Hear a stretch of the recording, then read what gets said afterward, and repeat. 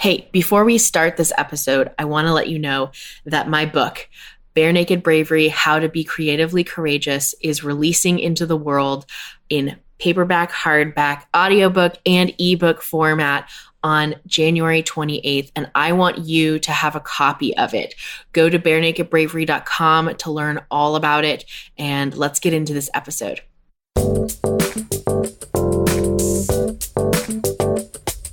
Get ready for the most amazing rest of your life.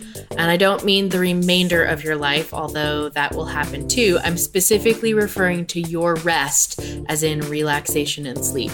Today, we have Karen Brody with us. She wrote the book Daring to Rest, a 40-day program for women, which uses yoga nidra techniques to restore your body's ability to function at a really powerful level.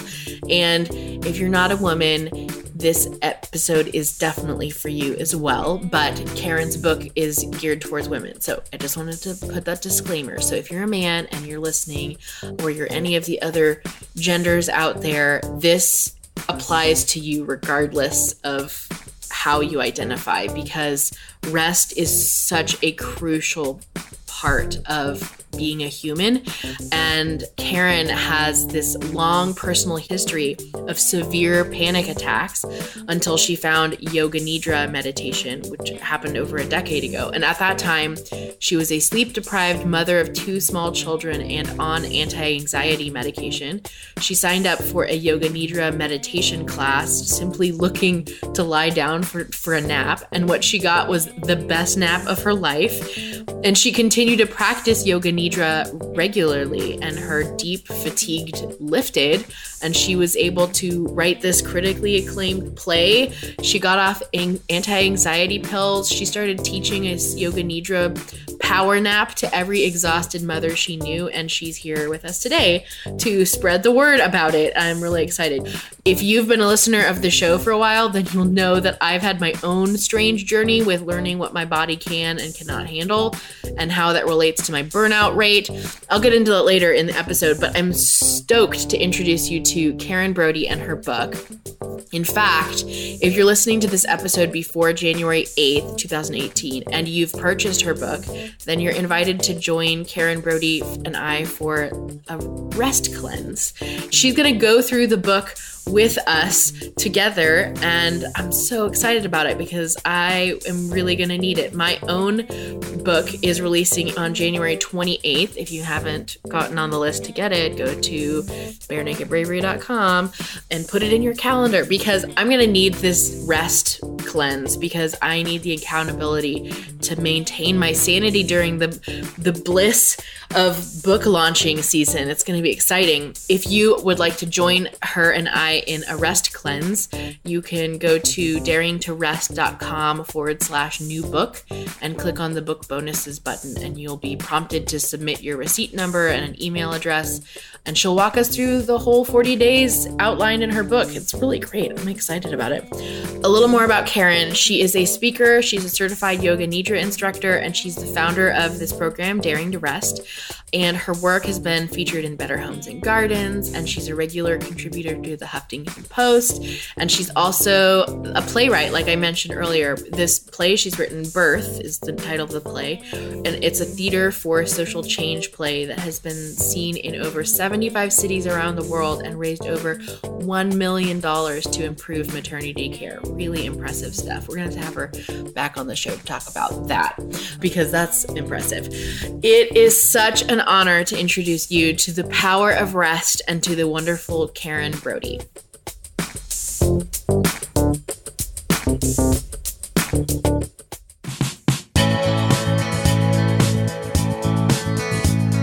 You're listening to Barenaked Bravery, a weekly podcast hosted by me, Emily Ann Peterson. As a singer-songwriter, author, teaching artist, and creative entrepreneur, I encounter some really fascinating stories. I'm on a mission to reveal the depth and width of bravery and its benefits to creatives like yourself. More than ever today, our world needs bravery, unique bravery, from everyone. This is the place where you find it. There is no script or censorship today, because that's how these facets of Barenaked Bravery are in real life. So if you're listening with little ears nearby, please note that some episodes may contain mature language and subject matter. One of the easiest ways you can share bravery with the world is to send this episode to a friend or two. Send them an email, text, or tweet. Tag them in one of my Instagram posts. My handle is Emily Ann Pete. Or leave us a review on iTunes. It takes seconds and can be done from your phone right now. Again, we need more bravery in the world. So let's be brave together.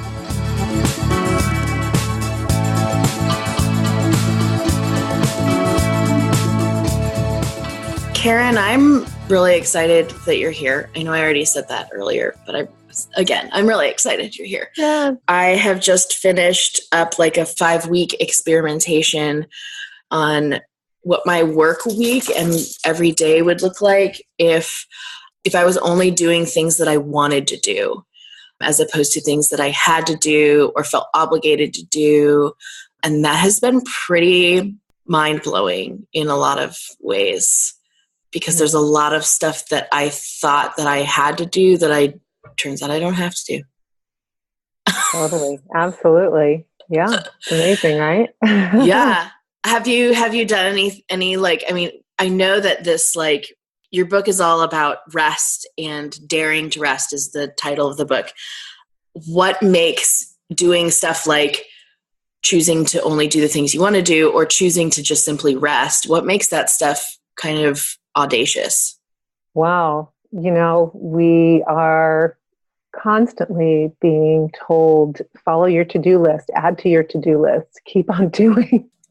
And again, it can get from, just a simple 3 things to suddenly there's 25 things on your list, and most of it's pleasing others. It's not pleasing yourself. Right. And so we have to take a good look at our to-do list. Absolutely. Time is something that we have less and less of because of all the pulls from technology, from work. All of these modern life today takes us to a place where we lose time. Like we completely, all of a sudden it's midnight and we haven't started winding down to go to bed. Simple things like that, because the list is long. And a lot of times, as you said, you're doing things that aren't necessarily things you would choose to do if you were consciously looking at that list. And many of those things can fall off the list because they're really not that important. And when a lot of people who have health crises, they get this memo, they get the aha moment of taking all the non-essential to-dos off their to-do list and only following the bliss, so to speak, because they're in a crisis. Crises will do this for us, right? Yeah. That's the breakdown and the breakthrough moment. It's an opportunity to have those moments. Yeah. And this is big it's a hot topic because people like Arianna Huffington have these really scary moments of just like living life on full tilt and going into full adrenal crisis just because they haven't been listening to what is the quote unquote bliss and what isn't, or what is restful and what is not. And so it's so important. It's so important. Yeah, absolutely. And really, I call it the full body yum and then the full body yuck. And you start to know those things. When you lie down and you rest, you wake up with a clearer sense of what's a yum and what's a yuck. Yeah. And what falls in between, because a lot of it does fall in between, but then you can begin to decipher, you make decisions with more clarity because you feel so yum from the rest. And you start to want to gravitate to the yum more than the yuck. And so a burnout is ultimately, the opportunity is there to start to begin to see the yum more and follow the yum. Mm-hmm. But many times we have to go deep, deep, deep into the darkness before, and sometimes again and again and again. I was a chronic burnout person before yoga nidra meditation. I women who do, Arianna Huffington, she's a doer. We don't want to stop women leaders from leading. No. And unfortunately, what's happening is women leaders are burning out. Leaders, men are burning out. And all of this really points us to this very simple, easy, cheap remedy of rest. Yeah. It's ancient. It's, rest is healing. What do we do when, we have depression, when we have a sickness? What do? You go to the hospital, you lay down and rest. You are laying down to rest, to recover, to let the body recover. And yet we've forgotten this very simple art, the art of lying down. Mm-hmm. Mm-hmm. Can you go into a little bit more of what your story was like? Like what did burnout look like to you? I have my own stories, but what did burnout look like to you? Well, again, I was a chronic burnout person. I had my PhD in it.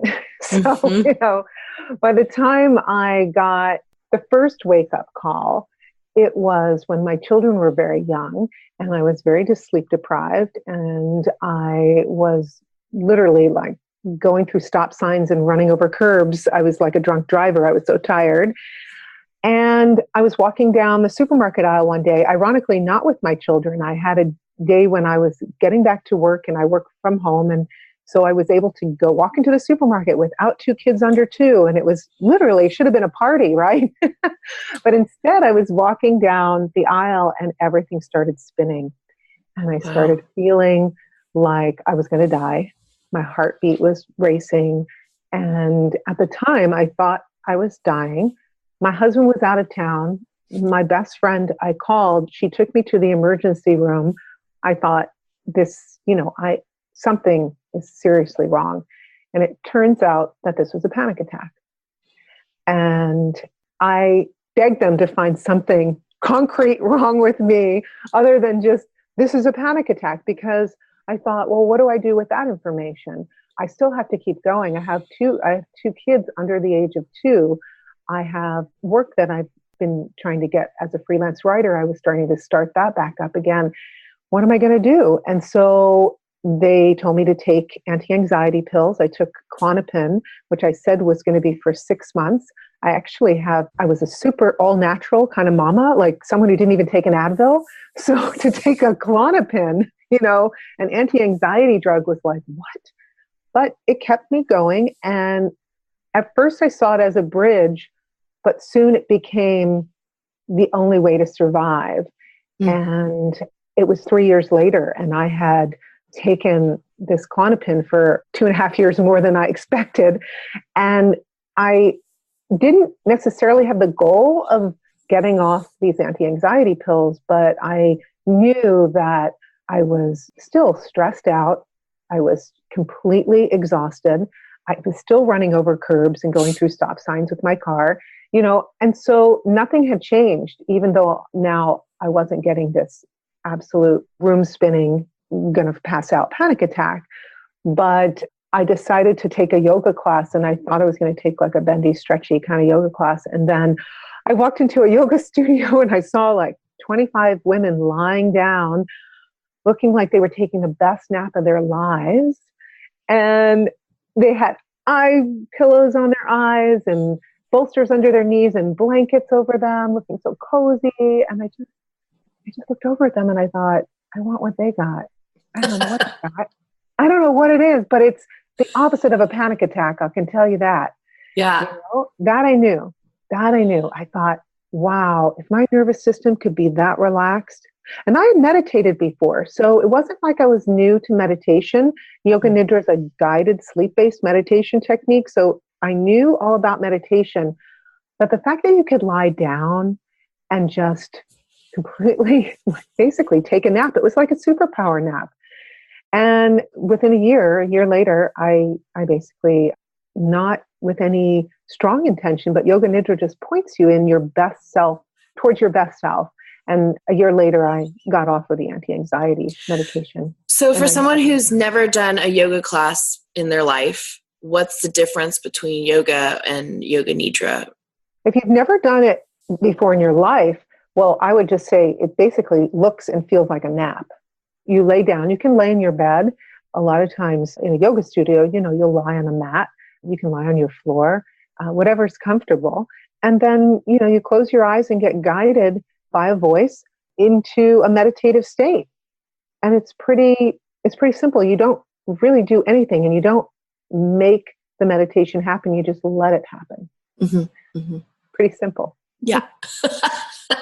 I have my own, like my story partly goes hand in hand with, no pun intended, hand in hand with my tremor that I was diagnosed with in my right hand. And I didn't realize until granted, the process of getting diagnosed was stressful in and of itself. So there are many moments of high stress, and several months where I was just living off of adrenaline because my life was completely changing. My career was changing. I had no idea what was happening next. And it felt like everything was crumbling around me. But after the dust settled, I had chosen to not partake in some of the medications for the tremor, just because the tremor has not gotten bad enough for me to be on these really intense medications.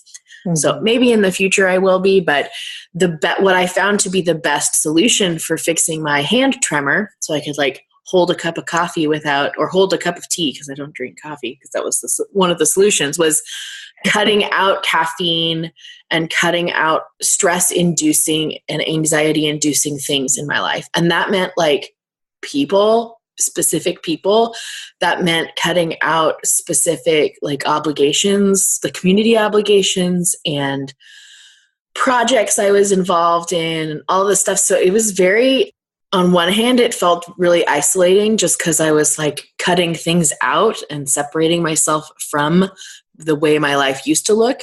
But on the other hand, it was so great. It was just like my life had so much space, and the caffeine was a really big kicker. I had no idea that a lot of my financial stress was coming solely from caffeine.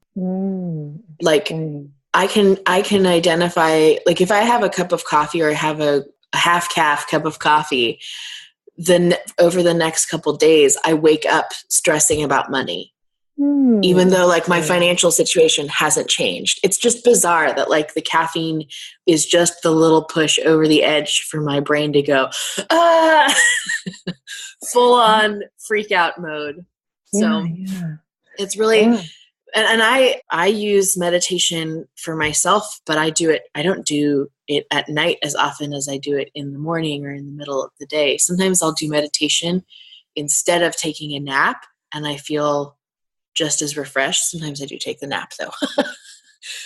So tell me a little bit about what was that journey of learning what Yoga Nidra was to today? I mean, how did you dive into Yoga Nidra after this? Well, I signed up for that class when I saw the women lying down. It was every Friday, and I just committed to giving myself a nap every Friday at noon. And that was my nap time. In fact, ironically, my kids were still young. They were older than under the age of 2, but they were in preschool and about to go off to kindergarten. So they were still taking naps. And the thought of like, mommy needs a nap too.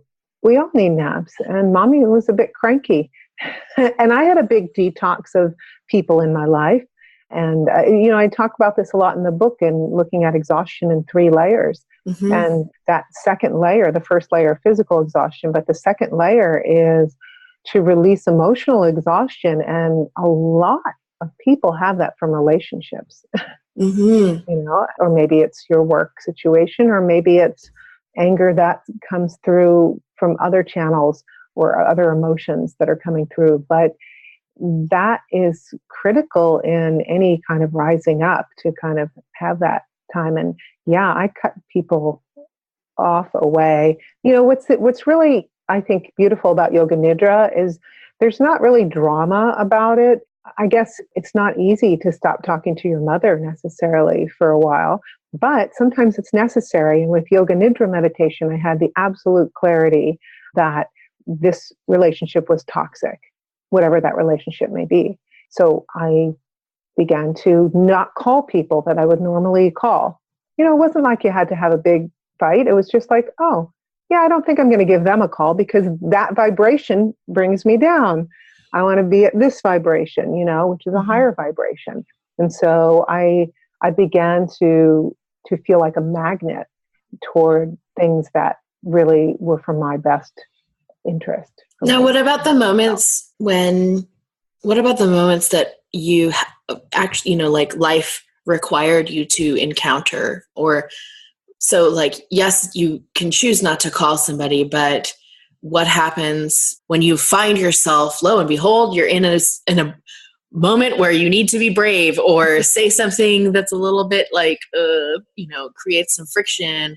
Did you find that yoga nidra or feeling well rested helped you?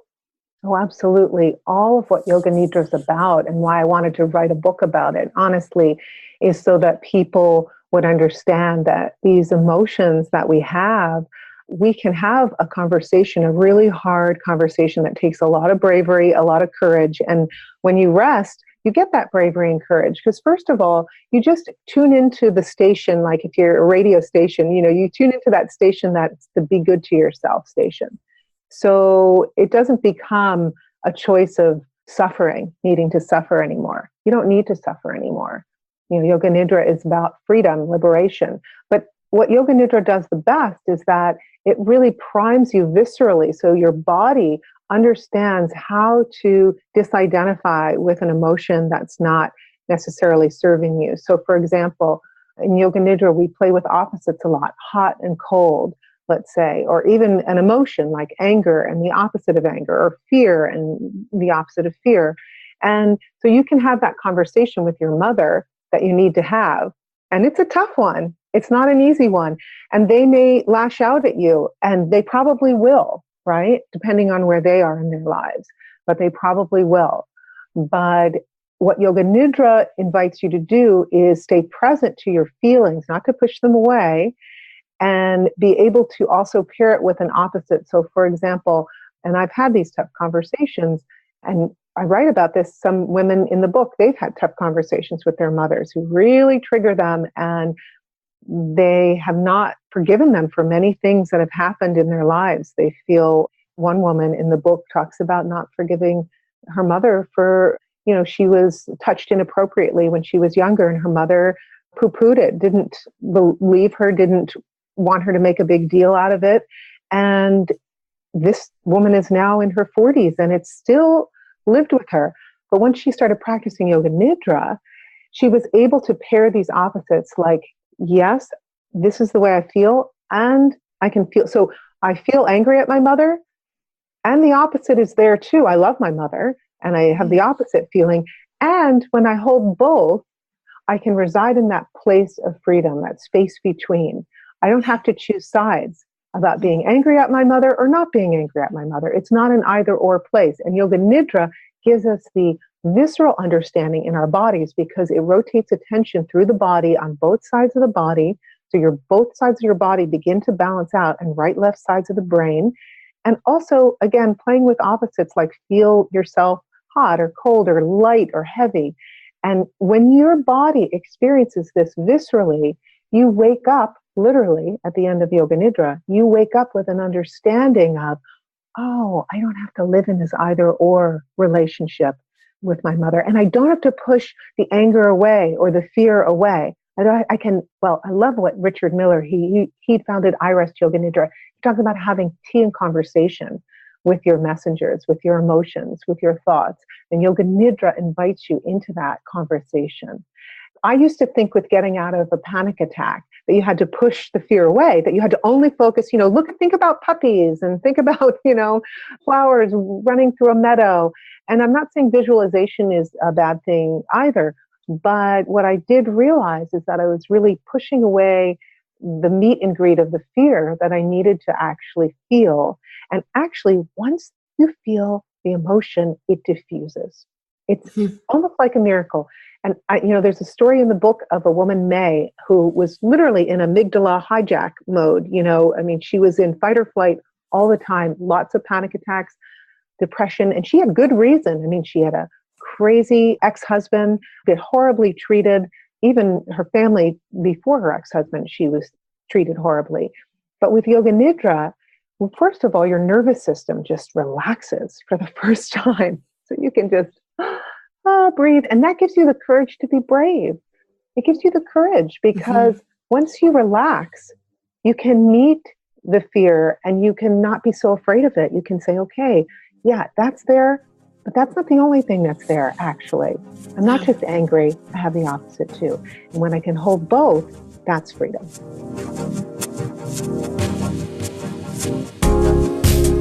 I am so excited for what I'm about ready to tell you. The book that I have been working on for the past year, 2 years, featuring stories that I have undergone in my whole life. The book, Barenaked Bravery, How to Be Creatively Courageous, is releasing into the world January 28th of 2018. And I am so terrified and so thrilled and just so excited about all of it. I am really pumped about what's inside of the book. I know that the rest of the world needs to hear it because it is stuff that we have talked about on this podcast so many times. If you are new to the podcast, welcome. We are so glad to have you. This is a wonderful community that has been born out of this research that I started when I started writing this book. The conversations that we've featured here on this podcast are like the breadcrumbs that I've followed to create and write this book. Barenaked Bravery, How to Be Creatively Courageous will be available in hardback, paperback, audiobook, and ebook on January 28th at Amazon. And I want you to have the ebook for free. So sign up. If you're listening to this episode before January 28th, sign up by going to barenakedbravery.com or to my own website, emilyannpeterson.com. And you can sign up to get your free copy there. If you are listening to this episode after the book is launched, welcome. We're so glad to have you. There is still excitement happening at both of those sites. You can always download your Bravery bundle at barenakedbravery.com. It is free. It has a bunch of really cool things involved in it, or inside of it, not just involved in it, but inside of it. I want you to be part of this. I'm so excited. Let's celebrate. So in the forthcoming book of mine, so exciting, is happening, we talk a lot about, so my thesis about bravery is that it requires 3 things: vulnerability, imagination, and improvisation. And part of vulnerability is being honest, which is, when it comes to rest, you have to be honest about the fact that you need or don't need it, and most of us need it. All of us need it. But in regards to improvisation, we need to find a power of choice in order to improvise within a given moment. And if you are feeling victimized, either physically by your nervous system, or by the people in your life, or by your immediate surroundings, or by somebody who has legally victimized you, the easiest way to regain your power of choice is to, like you're saying, is to identify the either or, identify what it is you had control over and what it is you don't have control over. Where is your choice in this situation? Where your choice doesn't exist, So there might be like, oh, I'm contractually obligated to finish out 6 months of this thing that I'm committed to doing, but I don't want to do it, right? So there's that. So how can I continue moving forward? And you have to get to that place of asking yourself these questions, that in-between place, in order to find and regain that power of choice to move forward. So I love this. I'm all about it. Like 2 hands up to the sky. Yeah, absolutely. And I mean, there is what I found really liberating in yoga nidra meditation is that I'm a really good thinker. Like if someone gives me everything you just said, I could think that through really well. Yeah. But in yoga nidra, I went into this deep meditative space that was really unpredictable how I was going to feel. It took me by surprise, a lot of my feelings that I could not get in a waking state beta brain. Those ahas, those deep, what I call in the book, soul whispers, they didn't come through thinking. Not that the mind is not a wonderful thing, it is, but we need the balance and we need the yin and the yang of it all. And it's truly, for me, it was so liberating coming out of my mind and going to a place of feeling and intuition, and what I call in the book, for women, they're wild woman. Mm-hmm. It's a place where, you are wild, you are free and able to tap into that higher self, the higher truth. Yeah. Get out of your own way. Exactly. Now, so for someone who has a hard time either relaxing or like having a hard time turning off that brain, probably due to the fact that they just haven't done it very often, or even for someone who just has a hard time feeling safe in their own body for whatever reason, what are some recommendations for how to gracefully introduce yourself to a practice like this, a practice of rest? Right. And that's the majority of people Mm-hmm. who you're Yeah. describing.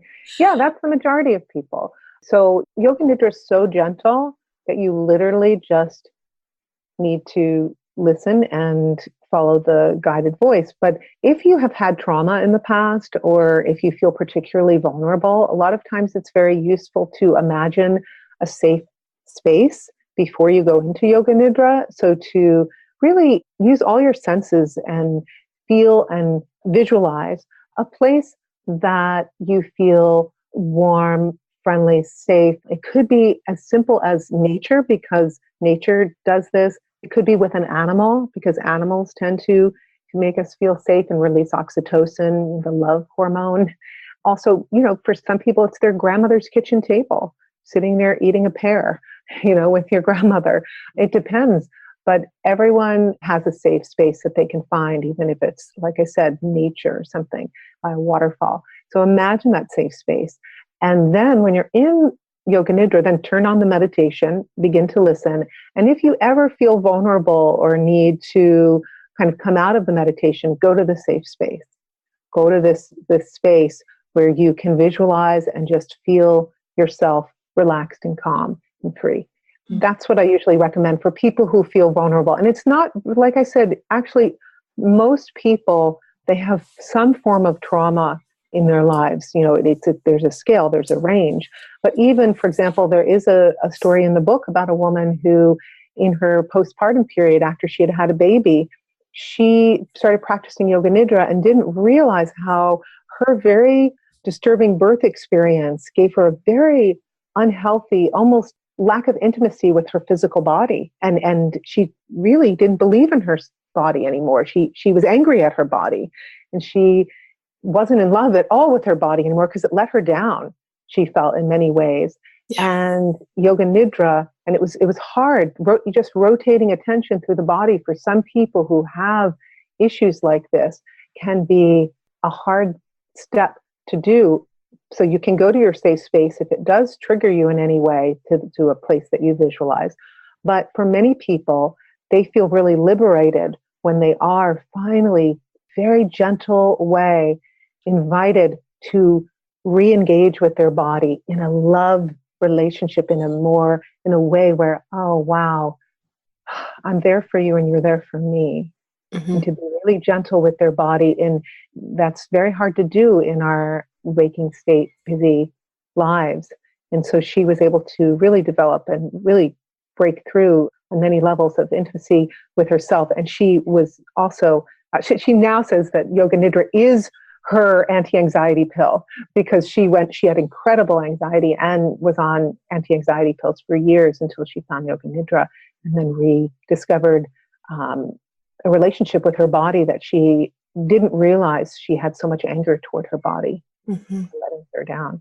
Yeah, I think it's important when, like, I'm going through a season of like taking blood tests and things for some hereditary, this is just continuing hereditary things that are run in the family. And from seeing different types of doctors all across the way, I know that every doctor has a different opinion and a different way of treating you.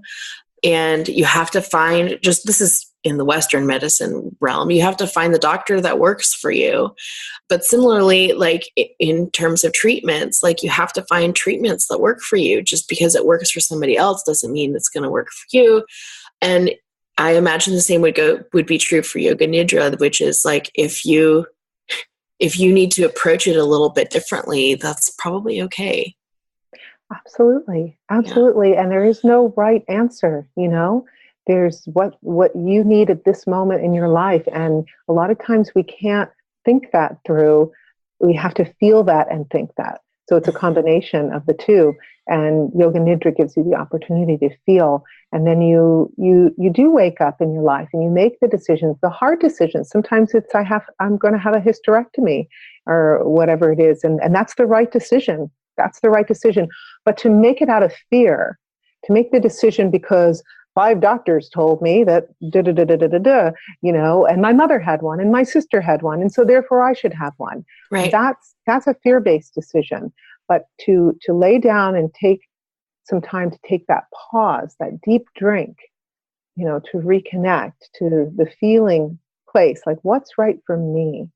It might steer you toward a different practitioner, maybe the same outcome as having a hysterectomy, but maybe you find the right person to have it with, or maybe you find a ceremony to do before you take out your uterus that honors the uterus in the way that you are taking a part of your womanhood as you have that operation. It's really, everyone's so individual, and you begin to be able to stand in the truth of who you are without all that noise from the outside world that feels so judging, that stops us from being brave because we don't want to let people down, or we wonder what they'll think, or all these things that, the noise, the constant noise. It's so noisy in the outside world. It really is. It really is. And it's so, we recently had my performance coach come on the show, and she and I were talking about how as a performer, when you're on the stage, how important practice is to regain, or to maintain your sense of unshakable truth when you're on the stage. And that's the biggest help with stage fright for me. But I know it is for others as well. But this is true here. If you are in a daily practice or a regular practice of acknowledging where that full body yum and full body yucks exists geographically or emotionally or physically, right?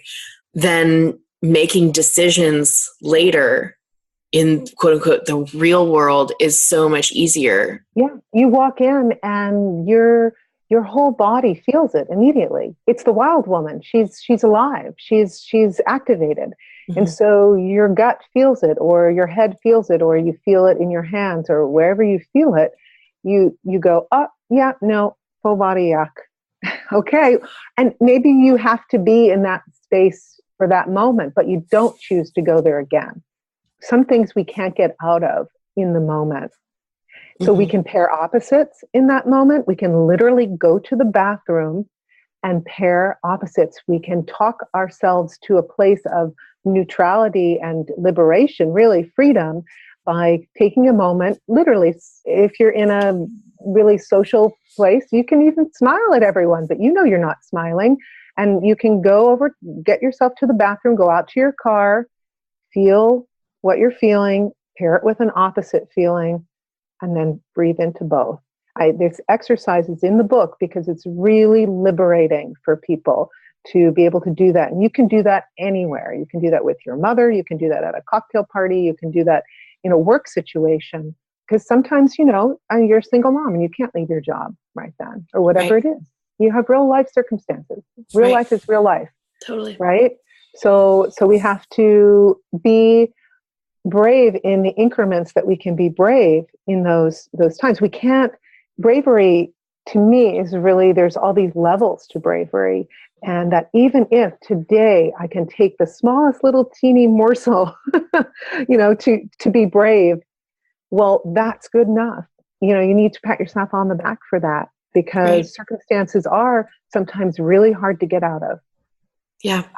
And it's a process, and it's not, I have interviewed women who they couldn't, May's a great example in my book. She couldn't get out of it. She didn't know of Yoga Nidra back when she was raising her kids, but, her situation was what it was.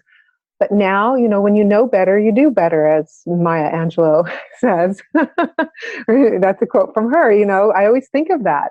When you know better, you do better, and you do better as much as you can. Just let it be good enough. Yeah. I really appreciated how your book is structured. There's 3 parts: the physical, the emotional, mental, and then also the rest bit, or the rise bit. Mm-hmm. Can you talk a little bit about those 3 sections? Oh, and also, you guys, it's 40 days. So basically she structured this book. It's great. She structured this book in 40 days so that you can get through and do this whole program in 40 days. So love the structure idea. So tell us a little bit about, go into some of these 3 levels. Yeah. So I see rest and I see exhaustion in our lives on these 3 levels. There is the physical exhaustion that we carry. There is the emotional exhaustion that we carry. And then there is the life purpose exhaustion that we carry when we aren't doing our mission, what we're plugged in to be. There's a reason every person is here on earth. At least that's what I believe. And that's what I've seen from people in their lives. There's a reason. And if we're not plugged into that reason, we don't rise and we play small. And that can be really exhausting. So the book is structured as these 3 phases: rest for physical exhaustion, release for emotional exhaustion, letting go of all of that junk from the trunk. Mm-hmm. And then we are, really able to step into our fully well-rested woman and rise up. And that's important too, because one of the things, rest is beautiful and making a priority to rest is really important. But our soul wants us to both be and become. A lot of times we really work hard at the becoming, like our career or this or that. So we're in that becoming phase. And some people are really good at the rising up piece, but they also talk about feeling really empty. That's because they're not being enough. That's the rest that they so desperately need. And then there's other people who lay on the couch and aren't getting off the couch and really need more becoming. And they need that rising up energy. And everyone's different, and there's no shame in either spectrum, right? It's really just almost like a detox that we need in order to reboot the system. And that's what these 40 days are. That's how the book is written, as a 40-day program. And it's written as a rest cleanse, just like you do a juice cleanse. Have a rest cleanse, 40 days of rest. Because in the postpartum period for women after they give birth, in some cultures, in Latin America specifically, in a lot of Asian cultures, they expect women to rest for 40 days. That is an expectation that they will rest and rejuvenate and be taken care of and taking care of themselves, like really focus on being good to themselves. And I thought to myself, what if we took this same concept, but we actually applied it to any time in our lives? Like if we're going through a divorce, if we're grieving the loss of a loved one, we take the 40 days and we say, okay, I'm going to take the 40 days, because I need this. Or we take it with the seasons because, cleansing with the seasons is really useful. And it helps us to just wake up in all areas of our lives. Yeah. Yeah. Oh, this is so fantastic. I'm excited to jump into this next because I've experimented with this 5 weeks of like doing what feels good. And now I'm like, oh, I wonder what's this rest stuff gonna do if I add that on top of it? Because I've discovered full circle, I've realized that a lot of the things that were on my list that I thought I needed to do, I actually don't have to do at all. Either someone else should be doing them or they just don't need to get done. Like it's not crucial that they get done. So I don't have to do it. And I'd be curious if when you practice yoga nidra meditation, when you take that nap, that deep yoga nidra nap, whether you see even more things can be falling off the list or we're just adjusting more things. Because a lot of women do. A lot of women wake up and go, why was I so stressed about that? Like maybe I don't really need to call my son's teacher at 8 p.m. Actually. Well, what have been some of the other reactions that either have happened like right after they wake up or that you've seen happen in people's lives after they've found this deep sense of rest? Well, one of the exciting things actually really recently is a woman who had did a yoga nidra meditation program with me. She actually wasn't feeling incredibly exhausted. She was kind of in a place in her life where she was kind of, more or less getting the rest she needs.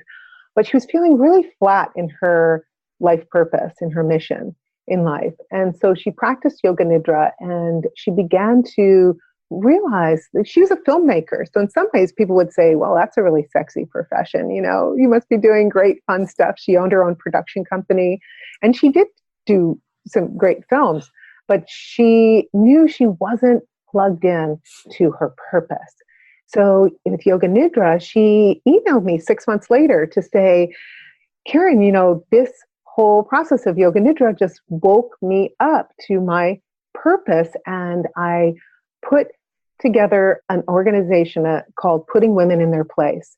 And they basically make free videos for women candidates who want to run for election.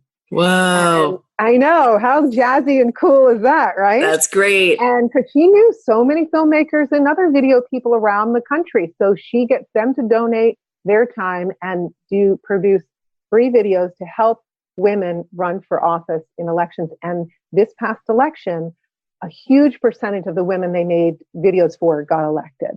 That's amazing. I mean, that, she said that came from a nap.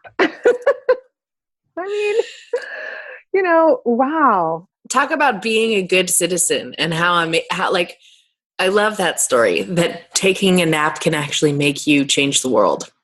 Yeah. Oh, absolutely. Mm-hmm. This nap will help you change the world. Absolutely. Yeah. You wake up to your brilliance, right? Yeah. And the fear piece, the bravery, it's a no-brainer. It's like it's not about, shall I be brave? Should I not be brave? You're just on that. You're put on the dial. If it's a radio station, you're on the Bravery channel. You're there. And it doesn't mean every day's perfect or anything like that. I mean, life is life. And we have days where, we're going to have a pity party for ourselves and whatever. And I'm sure wasn't easy for her to put this organization together, Putting Women in Their Place. Yeah. That took her to make the effort to play big and to dream big. And that's what this whole program was about, because I work with women a lot on dreaming big in their lives, but from a well-rested place, from a place where we're not just thinking about it, we're feeling it. And when you feel it, then, you go out and make that commitment, and it does change the world. Yeah. That's great. Well, what, other than the book, what else are you looking forward to in the future?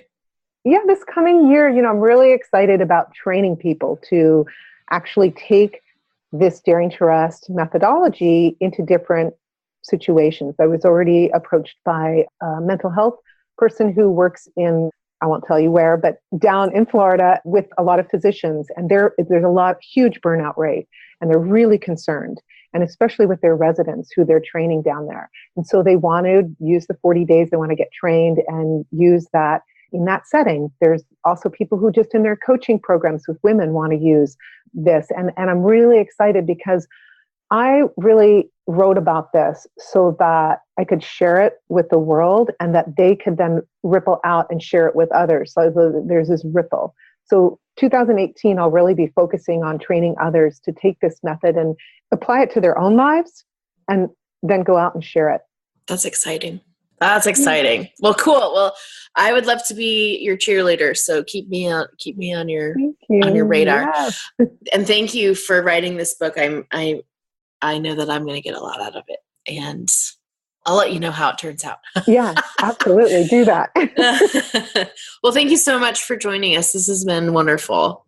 Yeah, it's been a pleasure. I've really enjoyed it. Thanks so much. Yay. I hope you really enjoyed Karen Brody as much as I enjoyed meeting her, and with this conversation. Is so great to get to know her and her passion for rest. It's so important. Your brave takeaway from today's show is to join Karen Brody and I for a rest cleanse in the new year. If you go to daringtorest.com/new book before January 8th and then click on the book bonuses, she's going to walk everybody through 40 days of rest that's outlined in her book. And I know I'm going to need it. Like I said, my book is launching January 28th. It's into the world. I'm terrified and excited, and I'm going to need the rest because putting something out in the world is one of the most crucial times to get rest. So if you are in one of those seasons right now, usually the holiday season and the new year is one of those seasons, then I know that Karen and I would love for you to jump into the Barenaked Bravery Facebook community and let us know your experience about rest and burnout and how important it is to avoid burnout and to rest. If you are interested in Karen Brody, her book, or anything else that we've mentioned in the show, including Vicky Ambinder's episode, a link to Vicky Ambinder's episode, those are all in the show notes. So go to barenakedbravery.com and then type in Karen Brody, Karen, and her face was going to pop up, and then you can click on the show notes from there. That is the show this week. I am so grateful that you listened, and it is so fun that we get to talk about things like this on the show, and I do not take it lightly that you are listening. It means a lot. If you enjoyed this episode and you know someone else who might need to hear some of the things in this episode, I encourage you to share the episode with them. You can do it via text. You can do it via word of mouth over your holiday dinners. You can share it via social media. And if you share it via social media, tag Karen and I in your posts so that we can cheer you on too. If you are digging the music in today's episode, that's because it's brought to you by Lee Rosevere. He's helping us out with all of the music this season. I'm so excited that I get to feature his stuff. He does good work. To find out more about all the other artists and musicians and other sponsors of the show, go to barenakedbravery.com and you can click on your library of resources. There's a lot of stuff there. It's really great. Speaking of resources, you can download your Bravery bundle for free. And you can also, because if you're listening to this before the book releases, the Barenaked Bravery book releases, you can go to barenakedbravery.com, download your Bravery bundle, and you can also get a free copy. It'll be an ebook version of Barenaked Bravery. There's going to be a couple days right around the launch period where the book is going to be available for free, and I would love for you to have it. That's the reason why I'm putting it out into the world. And you'll be on the list to get all the details for when that's going down. So if you give me your email address, I'd be happy to remind you. Okay, with all those details, I want you to know that I'm looking forward to being with you next week and that we have some awesome things in store for you as always. Until then, I have one message for you. I want you to be brave and be yourself and be vulnerable and imaginative and improvisational, because the world needs more of your Barenaked Bravery.